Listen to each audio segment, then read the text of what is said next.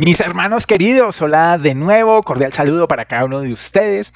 Vamos a continuar juntos estudiando en el Evangelio de Mateo, capítulo 5, en el contexto del Sermón del Monte, que es una predicación del Señor acerca de las hermosas verdades del reino de Dios que se ha acercado a nosotros. Vamos a continuar estudiando alrededor de esta palabra, que da nombre a esta serie de enseñanzas. La palabra Macarios, bienaventurados, dichosos, gozosos, enormemente felices, y habla acerca de todos los ciudadanos del reino de Dios, las características de esos ciudadanos.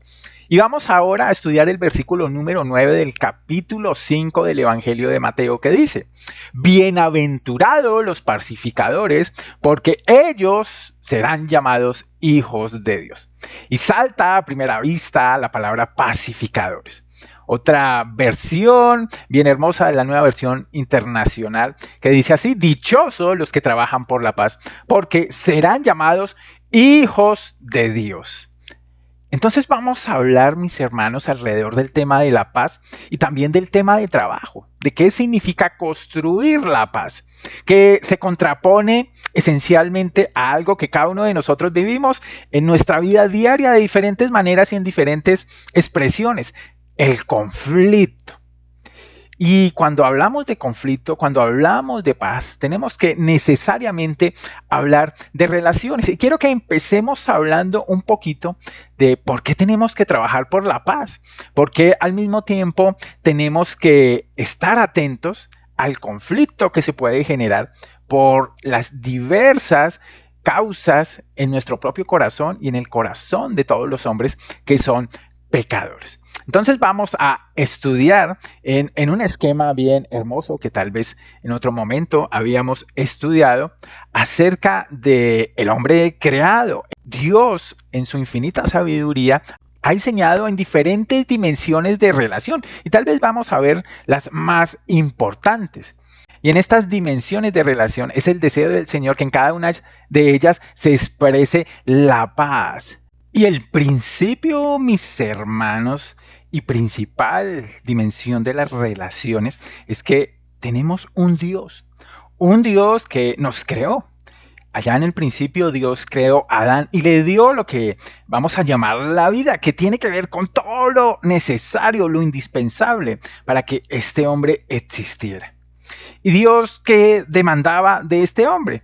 Vemos en el libro de Génesis, capítulo 1, capítulo 2, cómo el Señor le da una serie de instrucciones que él debía obedecer.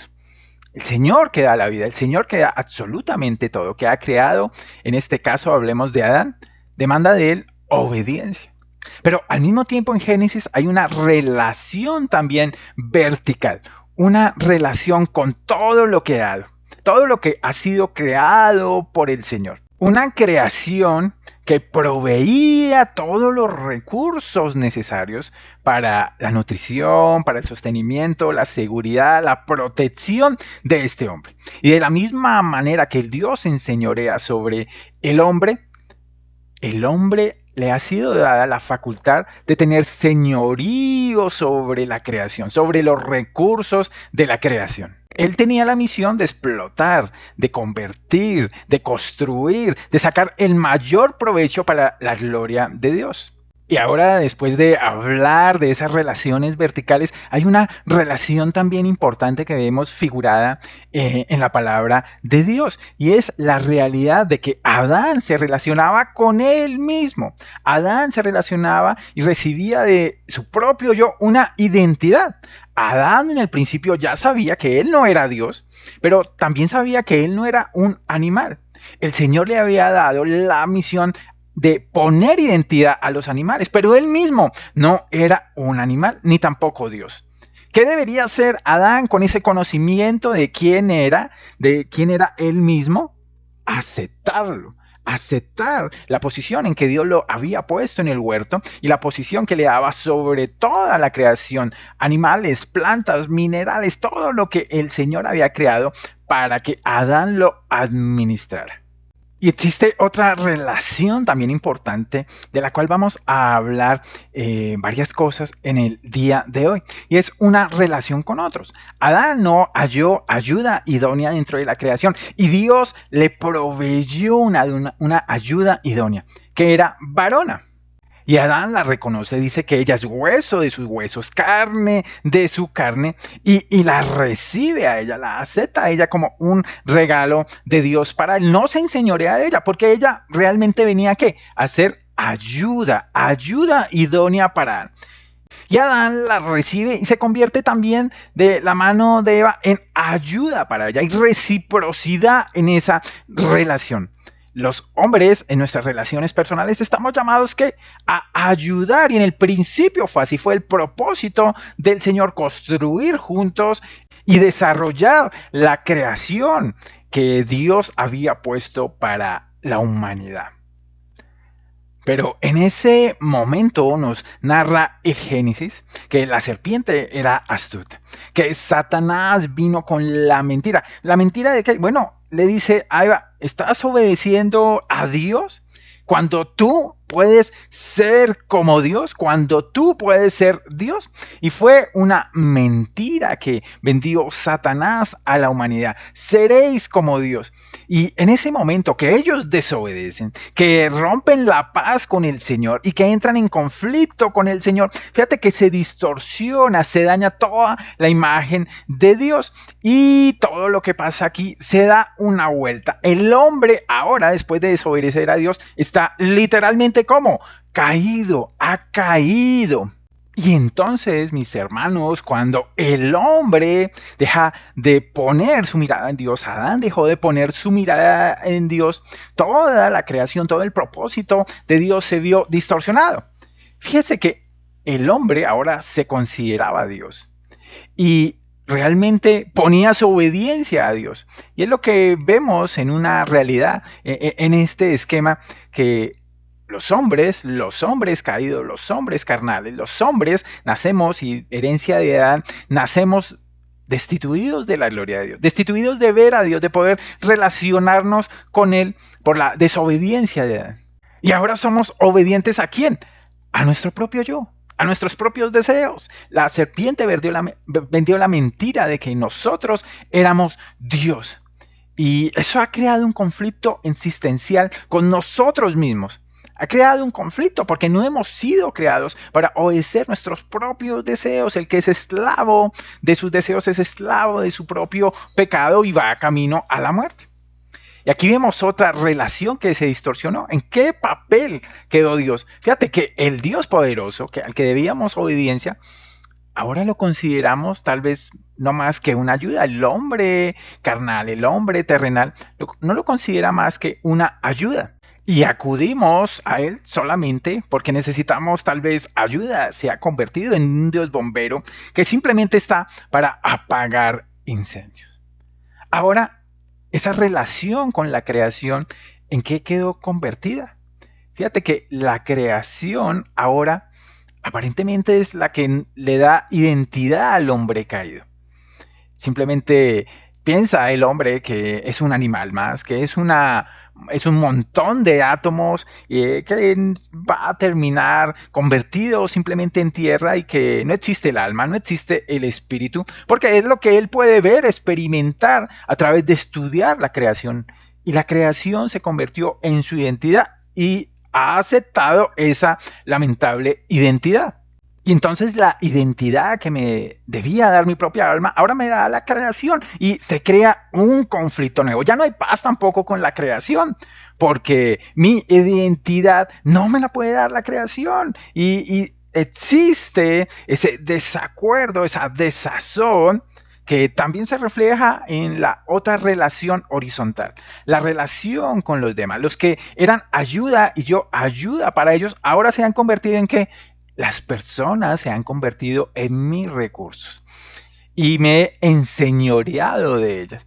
Entonces, en cualquier relación personal, ¿qué es lo que busca el hombre caído? Busca sacar provecho de alguna manera. Ya las personas son determinadas por lo que me pueden aportar económica, emocional, físicamente. busco al otro para que me dé algo y me enseñoreo de él. Y de ahí todo el conflicto social que existe en muchos niveles. Cuando alguien deja de darme lo que yo quiero que me dé, se convierte en mi enemigo. Y entonces he convertido a mi prójimo en mi fuente de recursos y me he enseñoreado de él. Y ese conflicto abarca desde las áreas políticas, económicas, sociales, hasta las áreas de detalle en el matrimonio, en la relación con los hijos, en la relación entre empleadores y empleados, y aún en las relaciones como iglesia se refleja que esta distorsión, este conflicto que se está creando. La pregunta, mis hermanos, es ¿cómo podemos resolver esto? La realidad es que la Biblia nos dice, no hay nada que tú puedas hacer. Dios es el único que podía intervenir y desde el principio anunció la verdad del Evangelio que se centraba en la obra perfecta de Cristo. Y si tú miras este esquema y si miramos la posición en que quedó el hombre caído por haber pecado, se necesitaba que alguien viniera y tomara esa posición pero sin haber pecado. Y ese sin lugar a dudas es el Señor Jesucristo. Él tomó esa posición haciéndose pecado, mas el que no conoció pecado fue hecho pecado para que fuésemos justicia de Dios en él. Dice la segunda carta de Pablo a los Corintios capítulo 5, versículo número 21. Y como él llevó la condenación, fíjate que nos restaura a la posición ideal, a la posición de paz primeramente con Dios. El Señor poderoso hace la paz, nos reconcilia con el Señor. Justificados pues por la fe tenemos ahora paz para con el Señor. Y por la obediencia perfecta de Cristo podemos hacer ahora obediencia al Señor. Podemos ser obedientes al Señor. Y recibimos de Él que vida eterna, vida en abundancia. Porque el que tiene al Hijo tiene la vida. Y esa, mis hermanos, es el principio de resolver todos los conflictos, de trabajar y construir la paz, tanto en el ámbito interior, la dimensión de la paz conmigo mismo, la paz con mi entorno, con la creación, con lo que el Señor me ha llamado a hacer, pero sobre todo la paz con ¿quién? Con mi prójimo. Y vamos a centrarnos en esa paz con el prójimo, como en una lupa. Vamos a ver cómo resolver conflictos, qué es un conflicto y cómo lo resuelvo por la obra del Señor Jesucristo y para la gloria de Él. Entonces vamos a ver cómo trabajar por la paz. Trabajar por la paz, que va a ser importante. Y esta enseñanza puede llamarse así, trabajando por la paz, y la vamos a dividir en 3 puntos esenciales. Trabajando por la paz antes del conflicto, trabajando por la paz durante el conflicto y trabajando por la paz después del conflicto. Y esto nos va a permitir conocer la voluntad del Señor en esta área de nuestra vida en la que vamos a estudiar en el día de hoy. Y el trabajo por la paz en el cual vamos a meditar, mis hermanos, pues empieza con todo lo que el pacificador podrá hacer para trabajar antes del conflicto, antes de que llegue el conflicto por la paz. Y aquí tenemos que empezar a hacer una definición de qué es un conflicto. Y de manera general, el conflicto es una diferencia de opinión, una diferencia de propósito que frustra las metas o deseos de una persona. Y aquí tenemos que recalcar la palabra diferencia. Cada uno de nosotros tiene diferencias con otros, cercanos o lejanos, amigos, vecinos, familiares. Con cada uno de ellos, con cada una de las personas que podríamos llamar nuestro prójimo, podemos tener una diferencia. Pero cuando esa diferencia, mis hermanos, se maneja de manera adecuada, donde ambas partes responden de una manera sana y santa, pues simplemente podemos decir que, bueno, hay un desacuerdo, una diferencia de opinión bien manejada. Pero el conflicto empieza cuando esa diferencia no se maneja de la mejor manera. Y seguramente una o ambas partes responden de manera pecaminosa. Entonces, el llamado del Señor, y vamos a ser bien claros y bien específicos en eso, es a que evitemos las diferencias, sobre todo las de una clase. Le dice Pablo a Timoteo en su segunda carta, hablando de las características del siervo del Señor. Dice, pero desecha a Timoteo las cuestiones necias e insensatas, sabiendo que engendran ¿qué? Contiendas. Porque el siervo del Señor no debe ser contencioso, sino amable para con todos, apto para enseñar, sufrido. Y aquí Pablo hace un claro énfasis en qué cuestiones se deben evitar. Las cuestiones necias e insensatas. Porque hay toda una serie de conflictos que tienen base en una diferencia, por ejemplo, por la verdad. Pero la gran mayoría de los conflictos entre nosotros, ya sea como matrimonio, como padres e hijos, conflictos entre hermanos de una iglesia local, tienen como causa cosas necias e insensatas. Estas cuestiones, mis hermanos, deben ser evitadas. ¿Y de qué manera las evitamos? Pues el Señor ha sido muy claro en su palabra que hay herramientas especiales. Este es un hombre solo, le llamamos comúnmente, y es una herramienta muy práctica, es una herramienta fuerte que tiene diversidad de manera de utilizarla, es una herramienta en sí mismo económica, es una herramienta que poco se daña. El diseñador, seguramente el diseñador industrial que se ingenió esta herramienta, pues hizo una gran labor. Y la Biblia tiene para nosotros una serie de herramientas, de claves para, en este caso, manejar evitar el conflicto por cuestiones necias e insensatas. Y es la regla llamada de oro de Mateo 7:12. Dice el Señor, hablando de las características de lo que hacen las personas del reino de Dios. Así que todas las cosas que queréis que los hombres hagan con vosotros, así también haced vosotros con ellos. Porque esto es la ley y los profetas. Y la Nueva Traducción Viviente registra el versículo de una manera muy entendible. Dice, haz a los demás todo lo que quieras que te hagan a ti. Esa es la esencia de todo lo que se enseña en la ley y en los profetas. El Señor ya en el Antiguo Testamento no lo había dicho. Proverbios 26:21, por ejemplo, dice, el carbón para las brasas y la leña para el fuego, y el hombre rencilloso para encender la contienda. Proverbios 23, honra es al hombre dejar la contienda, mas todo insensato se envolverá en ella. Y la herramienta que el Señor nos plantea aquí en Mateo 7:12, sin lugar a dudas, nos va a servir en cualquier situación para evaluar si una contienda realmente vale la pena. Hay contiendas que tienen algún sentido que se puedan tener. Conflictos por la verdad, conflictos por lo que es realmente valioso, se tienen que tal vez llevar.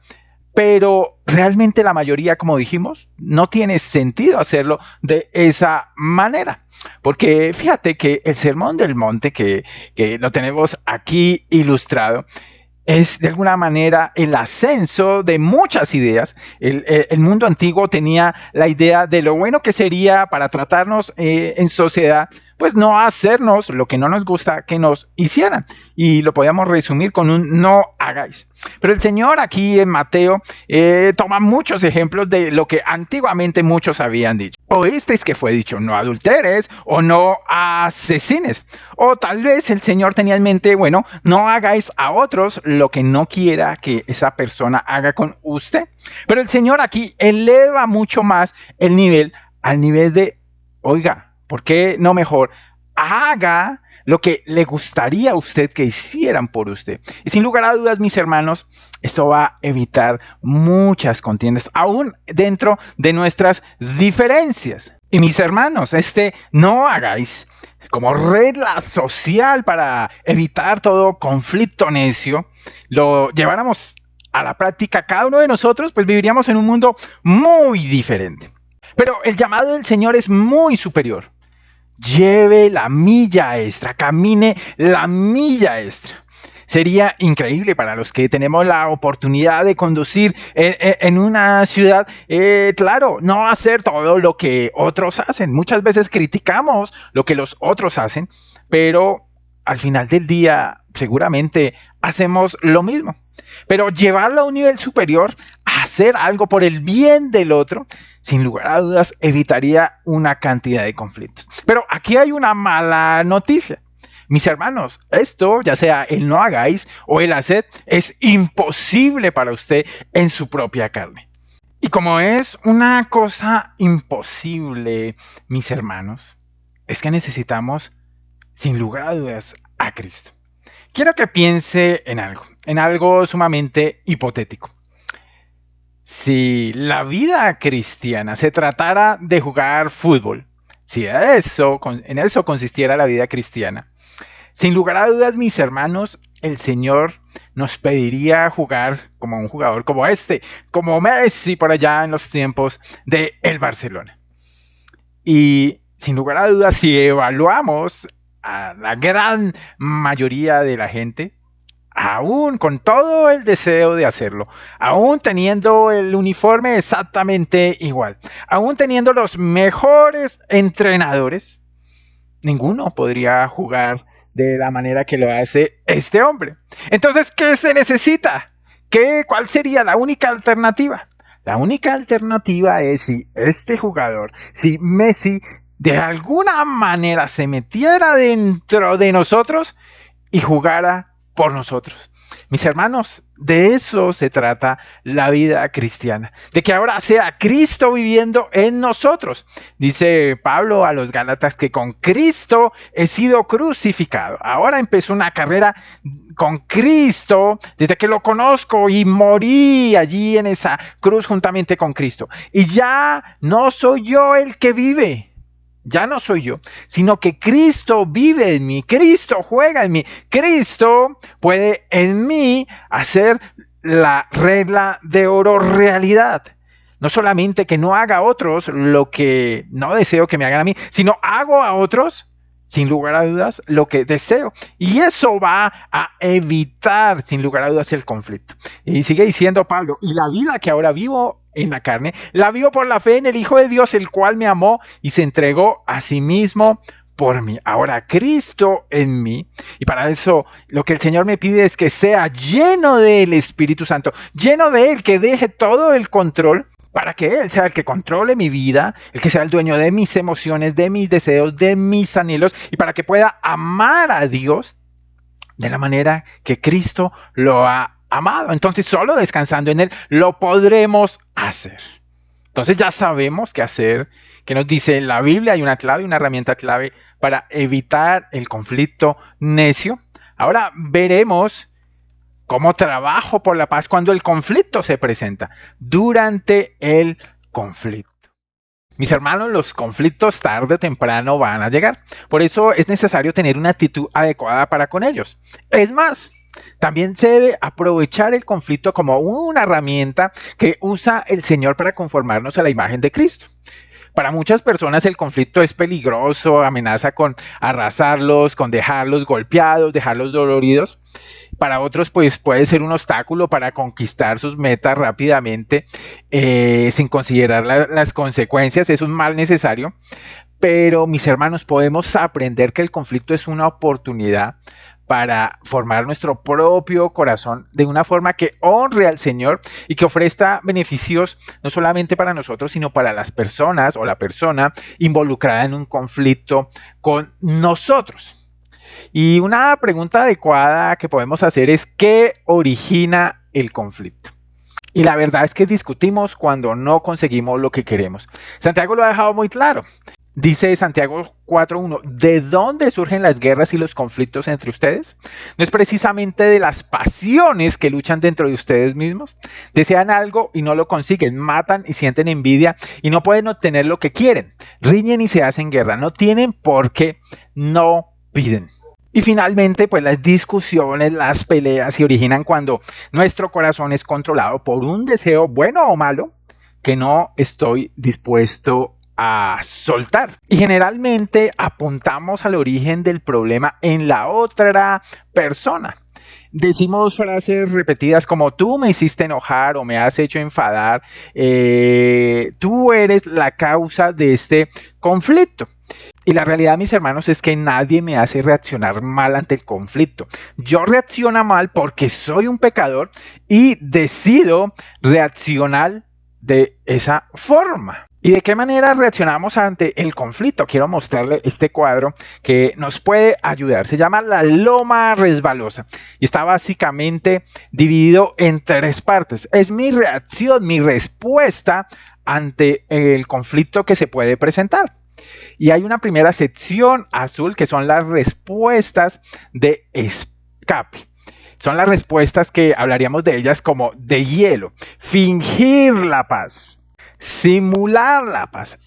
Y observemos que las tres respuestas de color azul son respuestas de escape. Las personas tienden a usar estas respuestas cuando están más interesadas en evitar un conflicto que en resolverlo.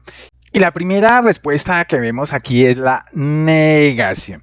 La negación. Y la negación es una forma de escapar del conflicto, de hacer de cuenta que el conflicto no existe, de negar que existe un problema. Simplemente rehusarse a aceptar que está pasando. Un ejemplo bíblico clásico es a Elí, el sacerdote, allí en el primer libro de Samuel, capítulo 2, que no fue tropiezo para sus hijos. Él no creyó que sus hijos estuvieran haciendo algo malo. Entonces cerró los ojos ante el conflicto. Y estas respuestas traen alivio temporal. Y normalmente lo que pasa es que a largo plazo empeoran las cosas. Y la historia de Elí y de sus hijos, también sacerdotes, terminó en una tragedia tremenda. La otra respuesta puede ser la huida.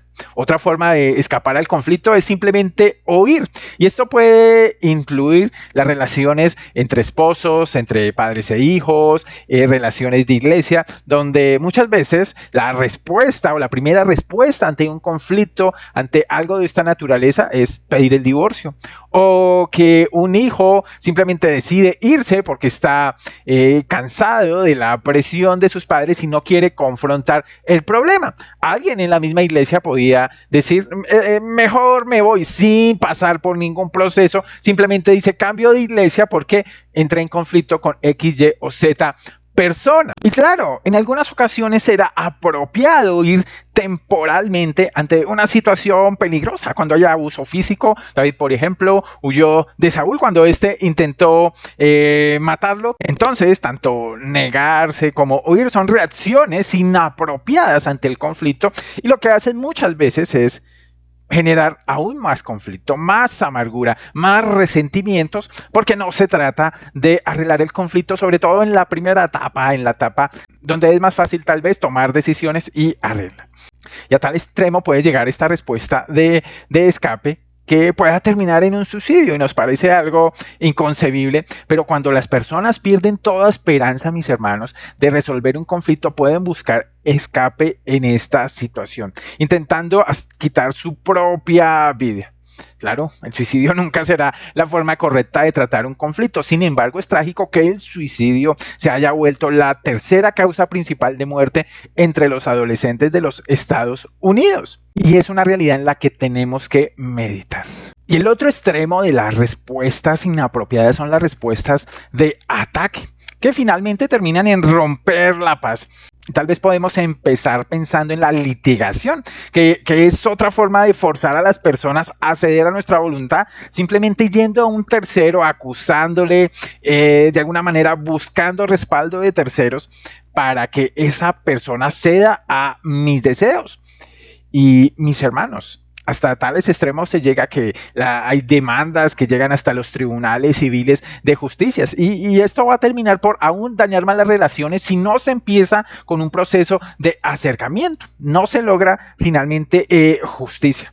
Otra forma inadecuada es la conocida por todos, tal vez la agresión. Algunas personas tratan de vencer al oponente usando diversas formas de fuerza, de intimidación, como atacando verbalmente, y eso incluye el chisme, la calumnia, hasta la violencia física o esfuerzos por dañar la vida y la reputación de una persona porque tenemos un conflicto con ellos. Esa conducta, mis hermanos, siempre empeora los conflictos. Aún responder con ira, con enojo, con mal genio, atacando al otro, sin lugar a dudas, no tiene nada que ver con una resolución efectiva de los conflictos. Y también tenemos allí un extremo, lo llamaremos asesinato, y esto en casos extremos diríamos, las personas pueden estar tan desesperadas que llegan a matar a su oponente. Pero mis hermanos, esto tampoco puede estar tan lejos de la realidad de un creyente.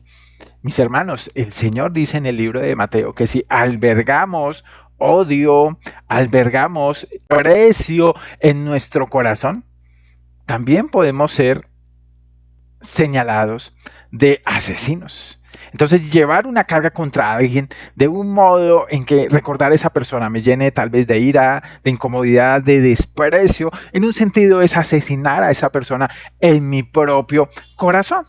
Pero aquí se nos proponen otras respuestas de conciliación, respuestas para hacer la paz, para trabajar en la paz, y están en la cima de esta loma. Y por eso, mis hermanos, si queremos permanecer encima de esta loma resbalosa, resbaladiza, deberíamos primero pedir al Señor que nos ayude y descansar en Él, en el control de Él, porque tenemos una inclinación natural o a respuestas de escape o a respuestas de ataque. Y hay una primera clase que podríamos llamar de pacificación personal, que pueden hacerse privada y efectivamente con la persona que tenemos un conflicto. Y la inmensa mayoría de los conflictos podían resolverse de esta manera. Y aquí tenemos primero la respuesta de pasar por alto a la ofensa. Muchas disputas son tan insignificantes que podían resolverse pasando por alto silenciosamente la ofensa de alguien. Dice Proverbios 19:11 que el buen juicio hacia el hombre paciente y su gloria es pasar por alto la ofensa. Entonces, muchas de las ofensas que vienen a nuestra propia vida, pues mis hermanos, en el ámbito matrimonial, en las relaciones familiares, en las relaciones entre hermanos en Cristo, pues sería lo lógico simplemente decir, bueno, esto no tiene la gravedad, y a veces nuestra sensibilidad es muy grande y volvemos grandes tormentas, pequeñas cosas que se solucionarían muy fácilmente. Sobre todo si aplicamos, por ejemplo, la carta de Colosenses, capítulo 3, versículo 13, donde nos dice que nos soportemos unos a otros, nos perdonemos unos a otros. Si alguno tiene queja contra otro, de la manera que Cristo lo perdonó, así también hágalo usted. Y sobre todas las cosas, esté vestido de amor, que es el vínculo perfecto. Entonces, pasando por alto, también se solucionarían la gran mayoría de los conflictos. Pero si no es así, mis hermanos, la primera opción es el diálogo que lleva a la reconciliación. Si una ofensa es demasiado seria como para pasarla por alto o ha dañado la relación, tenemos que resolver este tema personal a través tal vez de la confrontación, a través de la confesión, a través de la corrección amorosa, a través del perdón. Dice el Señor en Mateo 5, si tu hermano tiene algo contra ti, ve y primero reconcíliate con tu hermano y efectuar así el perdón como el Señor nos perdonó a cada uno de nosotros. De una manera humilde podemos dialogar y tal vez pasar a una etapa de negociación, porque aun cuando se resuelvan exitosamente muchos conflictos, también hay temas vinculados de daño y sin lugar a dudas la paz y la reconciliación no están mediadas por la injusticia, sino por el contrario, por la justicia, por el poder restaurar, el poder arreglar lo que se ha dañado. Y si hay temas tal vez materiales relacionados con el dinero, con la propiedad, con ciertos derechos, podemos negociar para que, sin lugar a dudas, el nombre del Señor sea exaltado en todo lo que hacemos. Pablo le dice a los filipenses que cada uno debe velar no solo por sus propios intereses, sino también por los intereses de los demás, en Filipenses 2. Y también tenemos una lista de pacificación asistida, porque tal vez una minoría de las disputas no fueron resueltas a través de la conciliación, del diálogo, de la reconciliación. Dios nos llama a usar una de las 3 siguientes respuestas de paz que denominaremos pacificación asistida. Y estas tal vez van a exigir la participación de otras personas de la iglesia o de la comunidad cristiana. Entre ellas está la mediación. Si 2 personas no pueden alcanzar un acuerdo, pues en privado deberían pedir a una o más personas que consideren calificadas para reunirse con ellas, para ayudarlas a comunicarse más eficazmente y a explorar soluciones posibles. Mateo 18:6, que da una serie de principios acerca de eso, dice que si tu hermano no te hace caso, llévalo contigo a uno o dos más, y en esa mediación se podrán tal vez hacer las preguntas bajo la perspectiva de un tercero y dar consejos, ya sea en el ámbito matrimonial, en el ámbito familiar, en el ámbito de iglesia, pero esa mediación, mis hermanos, tiene también que ver con que esas personas están aconsejando, no tienen una autoridad para forzar o aceptar una solución específica, simplemente están llevando un consejo. Y tal vez cuando usted y la persona con la que tiene un conflicto no pueden arribar a un acuerdo, a una negociación en medio de la mediación sobre un tema, sería bueno recurrir a un arbitraje. De alguna manera es designar a una o dos personas también calificadas, árbitros que escuchen los argumentos de cada uno, que presenten una solución para resolver el asunto y que de alguna manera ese arbitraje pueda ser respetado y ese ya no consejo, sino de alguna manera la solución propuesta por ellos pueda llevarse a buen término. Pablo en su primera epístola a los Corintios nos dice que no es necesario para un creyente acudir a los tribunales, por lo menos primeramente. Nos dice que los cristianos aún deberían solucionar conflictos legales, tal vez con cierta gravedad entre sí. Por ejemplo, la primera epístola a los Corintios 6:4 dice, si tienen pleitos sobre asuntos tales, ¿cómo es que nombran jueces a los que no cuentan para nada, personas que no cuentan para nada en la iglesia? Y lo que está diciendo es que podemos recurrir a personas, autoridades en la iglesia para arbitrar en esos ámbitos. Y si una persona que dice ser cristiana, mi hermano, pero que ha pasado por todo este proceso y se rehúsa a reconciliar y hacer lo correcto, Jesús ordena a los líderes de la iglesia que intervengan formalmente para que la persona de alguna manera sea sometida a disciplina, la disciplina de la iglesia. Y porque si alguien se niega a hacer caso a la iglesia, lo que dice Mateo 18 es que sea expuesto en la iglesia y la participación de la iglesia es un acto de amor, donde puede ser que en tal caso la persona sea disciplinada y aún apartada de la iglesia. Y mis hermanos, sin lugar a duda, este gráfico nos ayuda a tener una idea de esos extremos en que podemos caer, que finalmente, si nos damos cuenta, terminan siempre en muerte. Pero que si realmente hay un proceso que va siendo progresivo, donde se usan las herramientas que nos ha dado el Señor para tratar de que nuestros conflictos sean solucionados. Pero lo primero es que podamos acercarnos, que nosotros seamos tal vez los que primero podamos acercarnos al otro. Si no podemos pasar por alto algo, si esto está confrontando nuestro propio corazón, pasar al diálogo, a buscar la reconciliación, a buscar que las personas podamos sentarnos y hablar y no caer en la respuesta fría del escape de simplemente dejar las cosas como están, porque crean amargura y un conflicto aún en el corazón y un callo en contra de cierta persona que tal vez me ha ofendido, o respuestas de ataque, de agresión, que sin lugar a dudas pueden aún dañar no solamente a las personas involucradas, sino a la familia y a la misma iglesia. Y después de meditar en las respuestas adecuadas e inadecuadas ante el conflicto, vamos a terminar hablando de qué pasa después del conflicto, después de que un conflicto ha sido tratado. Entonces, la tercera parte de esta enseñanza tiene que ver con todo lo que sucede después del conflicto. Y quiero compartirle básicamente 4 promesas de que un conflicto se ha cerrado idealmente, adecuadamente. Y aunque son promesas que vemos en la palabra de Dios acerca de el perdón, también tenemos que tener claro de que no siempre se pueden cumplir de manera totalmente absoluta. Y la primera de ellas es que después de haber entrado en un conflicto y de haberlo superado, debería ser el ideal que no nos detengamos en el incidente. El incidente ya hace parte del pasado y aunque puede haber secuelas de mayor o menor grado, esto, mis hermanos, debe quedar en el pasado. No mirando atrás, dice Pablo, sino siempre teniendo una visión adecuada de las promesas del Señor, del cuidado del Señor hacia adelante, hacia el futuro. Lo segundo puede ser que no volveré a mencionar este incidente para usarlo con la persona involucrada. Y eso es realmente importante en la vida matrimonial, en la vida familiar, aún en la vida de iglesia, de que algo que ha sido superado no se saque en conflictos posteriores, no se exponga a la persona o a las personas involucradas en un conflicto que ya ha sido superado en el pasado. No es el ideal. Lo tercero es que no se hablará a otros acerca de este incidente.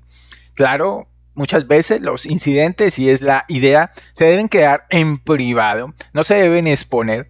Y lo ideal es que este incidente no salga en ninguna charla, sobre todo con personas que nada tienen que ver con el conflicto que se ha superado.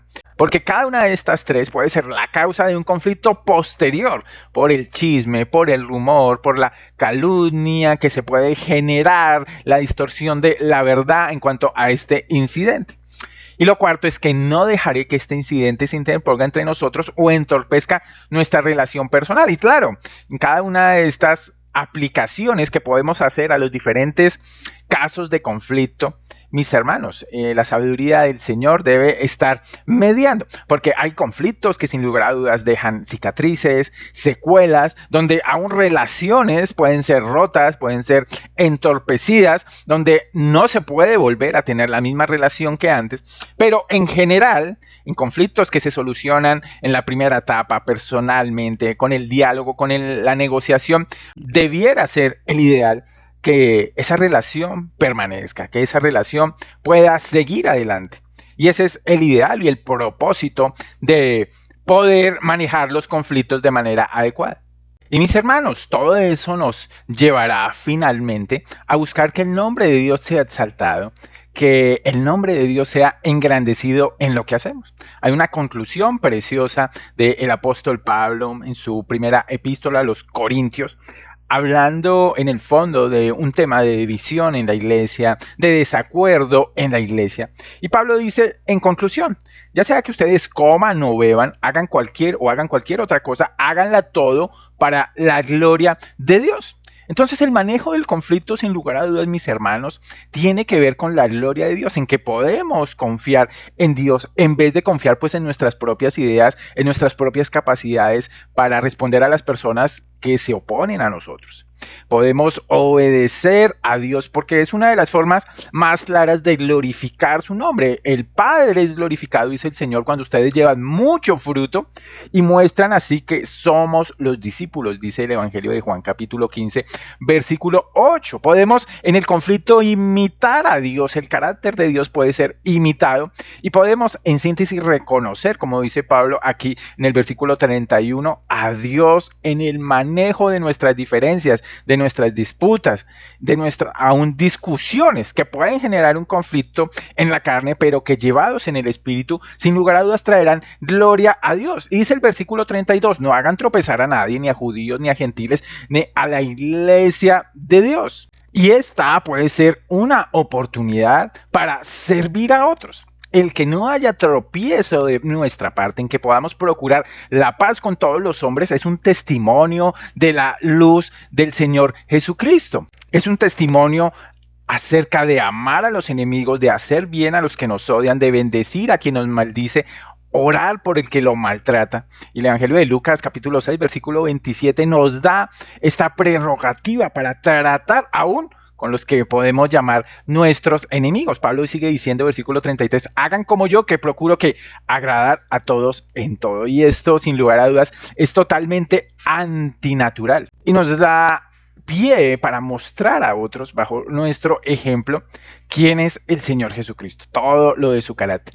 Y continúa el versículo 33 diciendo, no busco mis propios intereses, sino los de los demás. ¿Para qué? Con el propósito de que sean salvos, de que conozcan al Señor, de que puedan ver en nosotros el Evangelio de manera experimental y que ellos puedan ser atraídos o puedan ser fortalecidos si ya son creyentes.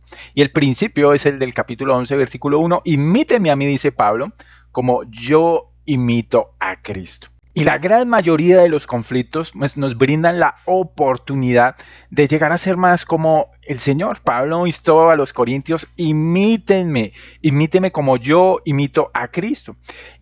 Por ejemplo, sin lugar a dudas, el propósito de Dios no es que se sienta cómodo, saludable, feliz, sino que aún la incomodidad, aún el dolor, aún el padecimiento en medio del conflicto que puede verse en nuestras emociones, en nuestro ánimo, aún en la parte física, pues sea una experimentación de la transformación a la imagen del Señor Jesucristo de gloria en gloria. Y mis hermanos, pues por la gracia del Señor podemos hablar de este tema hermoso y podemos continuar teniendo una actitud de trabajadores incansables por la paz, antes del conflicto, durante el conflicto y después del conflicto.